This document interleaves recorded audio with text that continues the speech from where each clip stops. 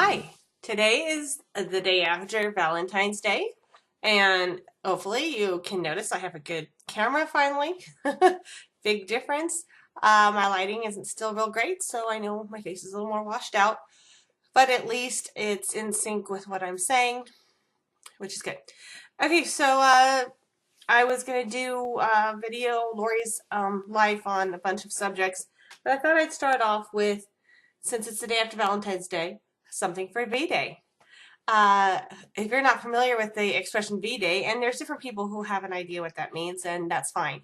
But when I think of it, I think of a wonderful author and speaker and a person who's doing her best to make a change in the world, and that would be Eve Ensler. She is the author of the Vagina Monologues. You may have heard of it. If you haven't, you should go online and order it and read it, or go to your library and rent it. The Vagina Monologues is really worth reading. Uh, I found it a couple years back when I had just moved to Kalamazoo. Um, I had been through a divorce, got out of a cult that I was in for most of my life, and found out some of my kids had autism, and just my whole world was caving in. At the same time, I mean, it was good because I got to rebuild my life, but that's easier said than done. Anyways, so there I was in Kalamazoo trying to get away from everyone and everything and just figure out who I was and raise my children and try to stay sane. And I met a guy on Match.com, a nice gentleman. I don't think I was really ready to get in a relationship, but you don't want to be alone, and that's always a problem with Valentine's Day for a lot of people, is the being single problem. Um, but just, it's good to remember that you're not the only one. There's all kinds of people out there that are very upset. And it's not just Valentine's Day. I think all holidays present that problem where we just don't want to be alone. And the reading the Vagina Monologues was something that really helped me start accepting myself. But I think that even when you accept yourself and you love yourself and, that sort of thing, it's still human nature to want to be with someone. It's just the makeup of our body, our chemistry. And that's okay. There's nothing wrong with that. So, cry a little, but don't cry all day. Get up and do something for yourself and for other people. So, anyways, I was there, and my boyfriend got busy with his life, and he stopped talking to me for 2 weeks. And guys, if there's a girl you really love and you want to spend your life with, don't do that. It's kind of dumb. Because when you do that, you give the woman, or if maybe it's the opposite gender, time to think.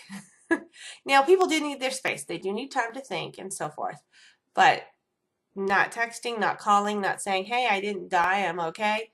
Not a good idea. It's not very nice. And yeah, so that gave me time to think. And I happen to have been reading the Vagina Monologues right at that same time.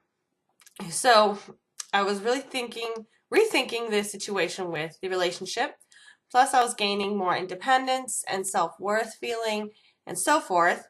So when he finally did call me 2 weeks later and wanted to see me, I was done with it. Anyways, we met up and I did that all. Maybe, you're busy and that mutual breakup and I'm busy and this isn't going to work out between us, kind of trying to make it a little lighter, not like sayonara. And it worked. I think I've said before on other blogs, it doesn't work very long because they usually end up forgetting that they broke up with you and you do it that way. But, you just have to stay, hey, we broke up. No. Um, so, thankfully, I guess the good part is that doing it that way, we can still be friends. And, we're not like good friends, but, we don't hate each other. Uh, so, yeah, so I recommend the Vagina Monologues. Eve Ensler has some other books out there. I have not read them all, but, I think they're probably very good.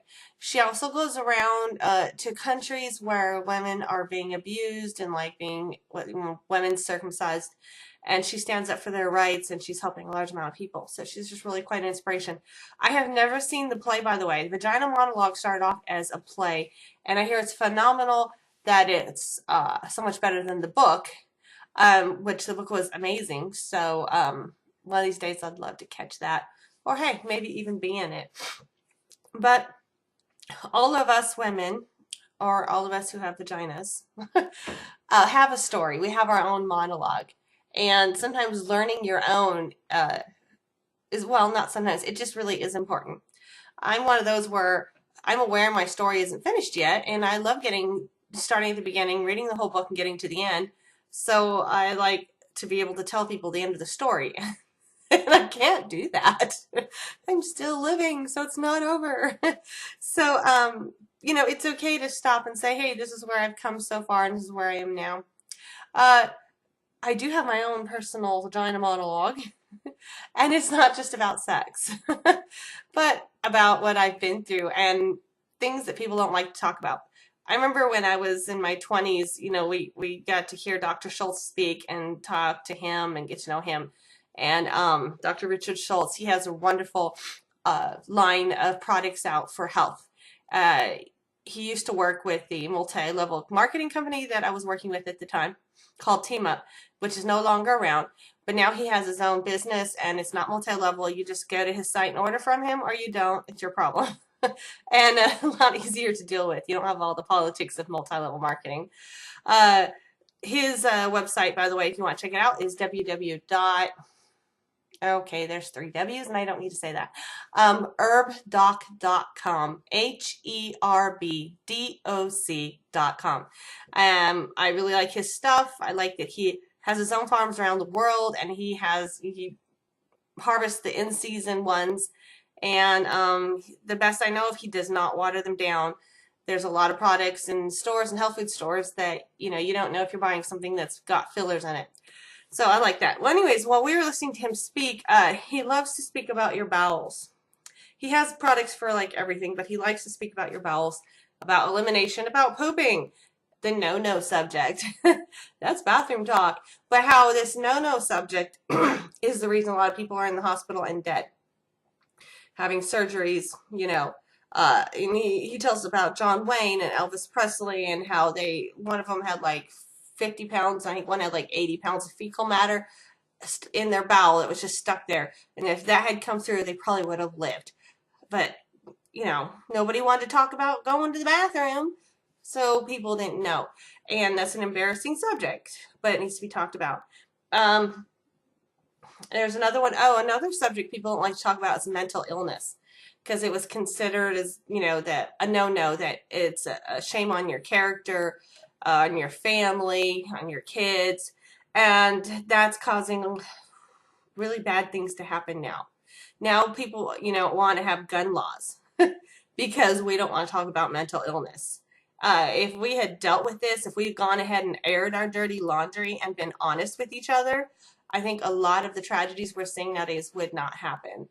But because we've been so into protecting our reputation, people are just going crazy and doing awful things. I'm not saying it would fix everything, but I think it would fix a lot.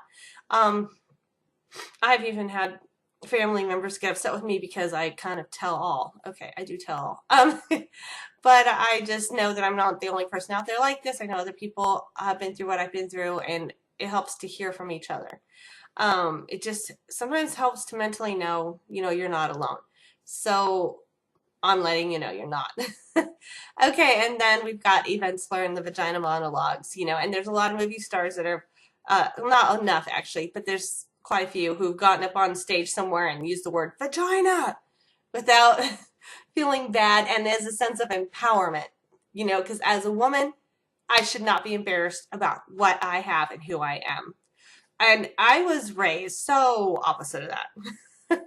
I was raised and by well-meaning parents, but cover up. If I remember when my mom would see a guy looking at my breast, and she would say, "Of course I'm covered up," and she'd say, "Lori, you've gained a little weight. Your breasts are bigger, and guys are looking at you. You have to wear blouses now." I hated wearing blouses. So I would wear the blouses and then I would lose weight because I was young and I could do that.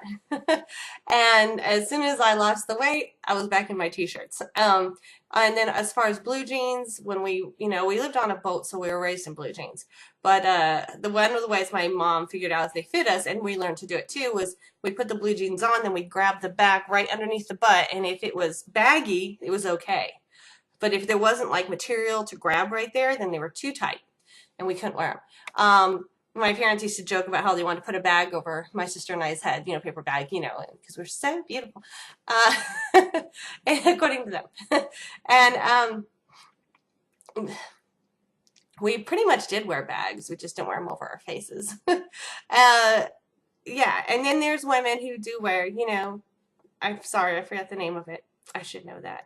But they have the covering from, top to bottom. And if they want to do that, that's fine. I don't think it should be something that you're forced to do or that you feel naughty if you don't do. That's not right.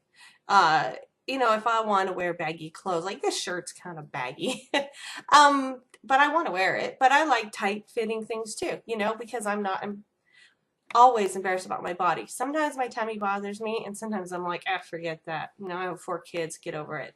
I just gotta go up and down with that one. So, not being embarrassed about these situations. I live in a culture that we do have to cover up somewhat. It's not accepted not to, and I understand and respect that. In New York City, it's legal to walk around, for a woman to walk around without a shirt on.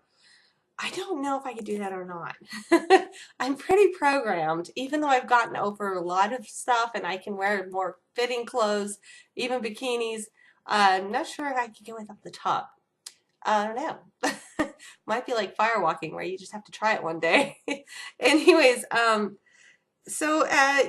I've first guy that I ever kissed or had sex with was my husband, and it was actually a month after I was married. I know, pretty crazy. And guess how old I was? I was 27 when I got married. uh, between my parents and then the church I ended up in, that was very cult-like. Uh, they were really good at making sure I didn't get with a guy at all.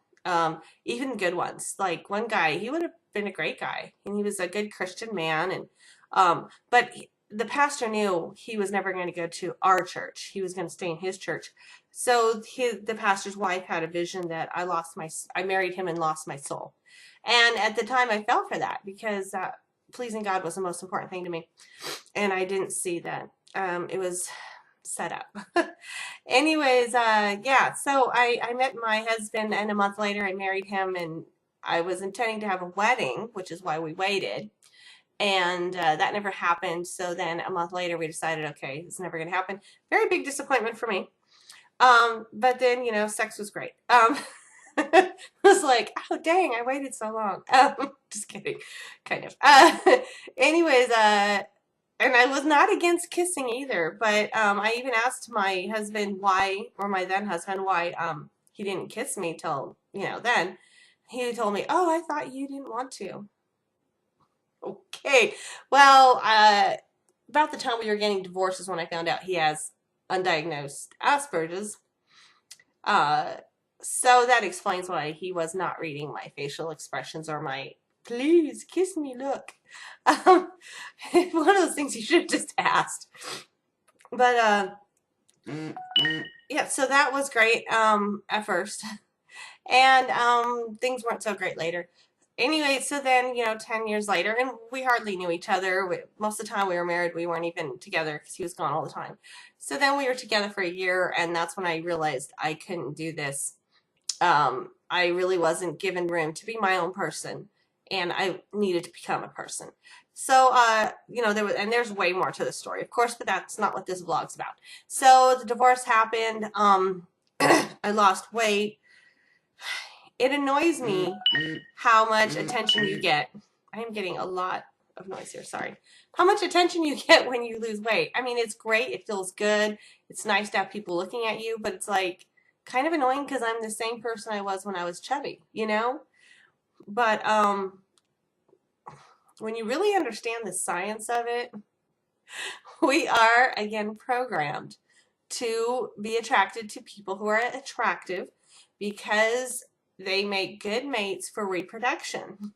Or not really, they don't necessarily, but they're supposed to. I think a lot's changed. I know some really handsome people that are, wah, but it's it sends off the chemicals that tells your body this is a good mate partner. So even though, so again, one of those partly things, I'm partly irritated by it, but then I'm like, it's human nature. Whatever. So, and yeah, I gained the weight back. Um, and I'm right now working on I'd love to lose weight, but at the same time, I just have to accept the way I am because nothing else is working on the weight loss thing. So anyways, yeah, I moved, I became more attractive, and then I had done, oh, what's it called? Jenny Craig, excuse me. And that's what helped me lose the weight. And then pretty much my world blew up in my face, and I had gotten off Jenny Craig, and the weight came back like that, and it was steamrolling at me. I didn't know if I was actually going to stop gaining. It was pretty scary. People who were attracted to me suddenly became attracted to other people very obnoxiously. It's like you can at least pretend for a while because obviously it's going to be a mental issue. So I don't know. Anyway, so then yeah, I was living in Hawaii at the time. Moved to Kalamazoo, Michigan to get away from everything, and with my kids, of course. I was reading the vagina monologues, and then let's see. So then broke up with him. I did have another boyfriend for a short time, and then moved to Springfield, Missouri with some friends. They're like family, good people. And there I met let's see, I think two guys. One of them ended up being my boyfriend for a while. Great guy. He moved away. Anyways, at some point I got really, really sick. Like fever all over, and my private area was very uncomfortable. And I'm like, I haven't had a lot of sexual partners, but it only takes one, and sometimes there's other ways to get it. I better get checked. I was surprised how difficult it was to bring this up and talk about this. And that would be another subject that people need to be more free to talk about, and that's VDs. Anyways, I got checked. Thankfully, I was clear. I have no VDs, but I was still really sick and didn't know what was wrong with me. And my vagina area was having most of the issues. So then I ended up moving to Chile, Wisconsin, and I started going to a doctor. Thankfully, I had Medicaid here. I'm in Wisconsin again, so I can say here. In the Springfield, I didn't have it. I had to pay. So getting tested was difficult. So I started getting tested, and I had a urinary tract infection, and then I cleared that up, and then I had a bladder infection. Anyways, it was getting worse and worse. I was in pain constantly in my stomach area, and of course my vagina area was very uncomfortable. Finally, they discovered that I had gallstones, but they said it wasn't really that bad. Not to worry about it. It must be something else. So it was test after test. Then I ended up moving to Grand Haven, Michigan, and the pain in my stomach started getting to the point where I couldn't walk down the street without holding my stomach up and walking very slowly, and then I would have bouts of horrible pain. And it was my gallbladder. My gallbladder was extremely infected. It was a mess. And I couldn't have it removed right away because I had a tooth infection, a really bad tooth infection. So I was on antibiotics for the tooth infection. I'm sure if you know anything about antibiotics, you know that this story is going to go on for a minute. I'll try to make it quick.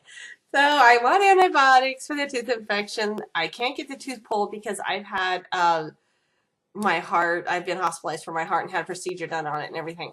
And the dentist wanted me medically cleared before I could do that. So it was back and forth from appointment to appointment.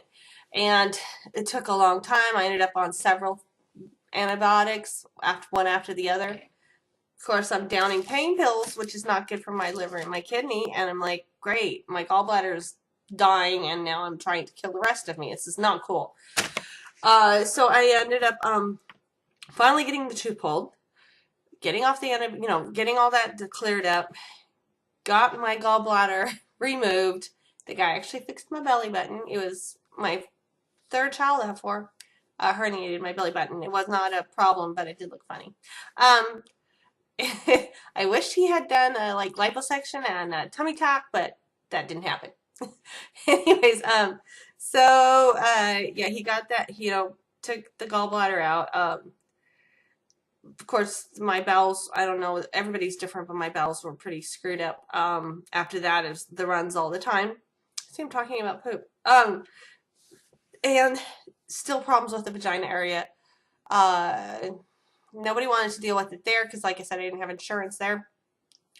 So I moved back to Wisconsin. Get myself back on Medicaid and start seeing the doctor. And it was, let's see, I don't remember which is first, but something like bacteria overgrowth from the antibiotics, of course, to infection, to bacteria overgrowth, to infection. And it's like, are you sure I don't have a VD? And that sounds awful. And when I watch these commercials about how there's this medicine that makes you feel better, even though it doesn't go away, and I just want to feel better. Not that I really want one, I just really want to feel better. And so I'm like thankful I don't have a VD, but at the same time, it's like they don't have anything for me to make me feel better. And I'm reading about, oh gosh, H. pylori and Gardnerella. I'm reading about these different bacteria and how easily you can get them and how hard they are to get rid of, almost impossible. That's not making me feel better. So finally, recently, I had a breakthrough. I'm cleared up. Finally. No infection, no bacteria overgrowth. I do take probiotics. I've been taking that for a while, and they do seem to help because I want to maintain. But yeah, it's been quite a struggle, but it's finally nice to say, hey, I'm okay.